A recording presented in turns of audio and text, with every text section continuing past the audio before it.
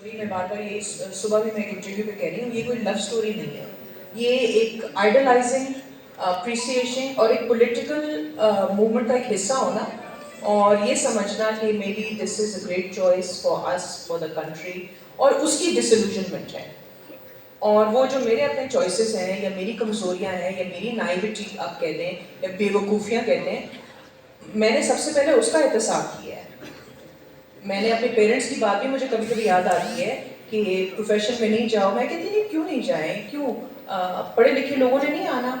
Acting तो बहुत अच्छी चीज़ है, writing is a wonderful art, being a performer is a wonderful thing. यही चीज़ें तो करनी है, मतलब डॉक्टर भी बन जाती, कुछ और भी बन जाती, बट मुझे ये करना है। फिर जब मैं इंडस्ट्री की वो जो डार्कनेस देखी ना, जो एग्जिस्ट करती है, मुझे उनकी बातें बड़े हॉन्ट करती थी कि आप कैसे डिफेंड कर सकते हैं जब आप खुद उसमें आ जाते हैं, उस लपेट में आ जाते हैं, जो माँ बाप के जो रिजर्वेशंस होते हैं। और मैं बिल्कुल समझती हूँ कि आप कहते हैं लोग इसको अच्छा क्यों नहीं समझ रहे, बात उस काम की नहीं है।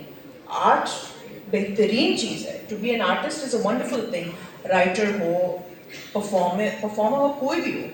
मसला is the business side of it, मसला जो है is the social side of it.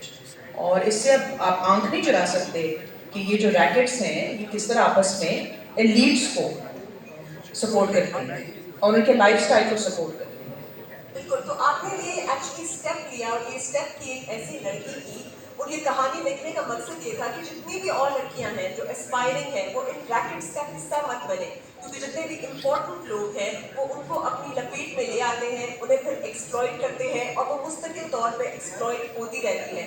Profession कोई भी बुरा नहीं होता, और आर्ट स्पेशली और फिल्म मेकिंग और एक्टिंग अब एक ऐसा मीडियम है जो हर इंसान के जहन पे जाके मुतासर करती है। बल्कि राजीव गांधी ने भी कहा था ना कि अब हम इस तरह से इस सेंचुरी में आएंगे, और आपकी बुक में भी गांधी की रेफरेंस पे आपने बताया कि किस तरह से आगे से आपको रिजेंटमेंट मिली, जबकि हमें हर उस शख्स की अच्छी बात को एडॉप्ट करना चाहिए और जो भी हमारे अंदर के फ्लॉज या हिपोक्रेसीज है उनको निकालना चाहिए। तो this book is a step against hypocrisy, right? And hypocrisy of people who start to believe that they are perfect ideas, or so much so that they are prophetic while doing a lot of wrong inside. तो उसके ऊपर थोड़ी सी रोशनी डालिए। जी, मुझे किसी ने एक दफ़ा कहा था कि we are consequences of each other.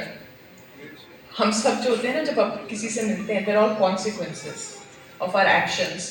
तो कभी कभी मैं सोचती हूँ कि ये जो आ रहा था, जब मैंने 2014 में जब मैंने रियलाइज़ किया कि मे बी जिस जिस इंसान को अभी हम एक प्रेशर ग्रुप की तरह देख रहे हैं, या उसको मसीहा की तरह देख रहे हैं, या उसको ऐसे देख रहे हैं कि वो एक हीरो है या वो इस कौम को बचा लेगा, वो हमारी भी बड़ी एक नाइविटी थी और अभी तक है।